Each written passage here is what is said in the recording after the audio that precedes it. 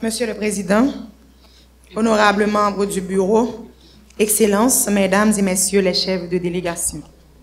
Je prends la parole au nom de la République d'Haïti, au nom d'un peuple qui, malgré l'épreuve, demeure profondément attaché aux idéaux de paix, de dignité humaine et de coopération internationale. Haïti traverse aujourd'hui une crise multidimensionnelle d'une gravité sans précédent. L'insécurité généralisée, alimentée par des groupes armés lourdement organisés, désorganise notre vie nationale.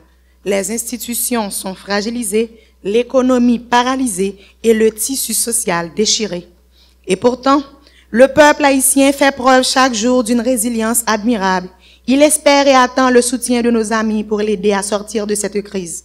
À cet effet, nous tenons à saluer l'adoption de la résolution 2699 par le Conseil de sécurité et le déploiement de la mission multinationale d'appui à la sécurité dirigée par la République du Kenya. Nous saluons également la tenue, le 22 mai dernier, du symposium de l'Organisation des États américains qui a permis de renouveler l'élan régional autour d'une solution solidaire et coordonnée à la crise haïtienne.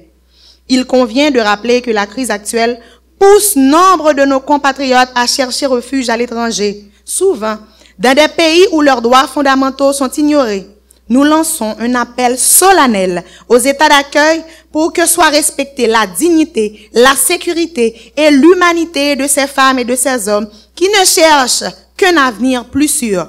Je m'adresse particulièrement à nos voisins dominicains de cet appel. Distingués délégués, la présence aujourd'hui d'un émissaire haïtien auprès de ce Conseil témoigne de notre volonté d'approfondir la coopération avec les Nations Unies et de plaider pour une mobilisation internationale renforcée. Haïti attend du Conseil de sécurité un accompagnement plus soutenu de la restauration de la sécurité, la relance institutionnelle et l'appui au redressement national. Dans cet esprit, nous soulignons l'importance d'un appui technique et logistique à l'organisation d'élections libres, crédibles et inclusives dès que les conditions minimales de sécurité et de transparence seront réunies. La tenue de ces élections constitue une étape essentielle vers le retour à l'ordre constitutionnel. Haïti s'engage sur la voie d'une refondation politique à travers l'élaboration de nouveaux projets de constitution destinés à moderniser l'appareil de l'État, à renforcer la justice et à garantir une gouvernance plus représentative et efficace.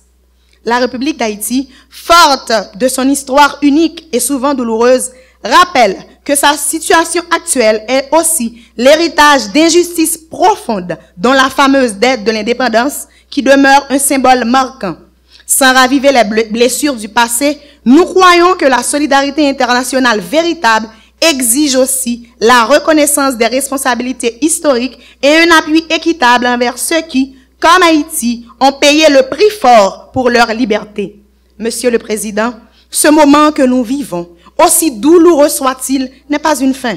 C'est une épreuve que nous entendons surmonter avec l'appui de nos partenaires, dans un esprit de solidarité, de responsabilité partagée et de respect mutuel. Haïti saura, une fois encore, écrire une nouvelle page de son histoire. Je vous remercie.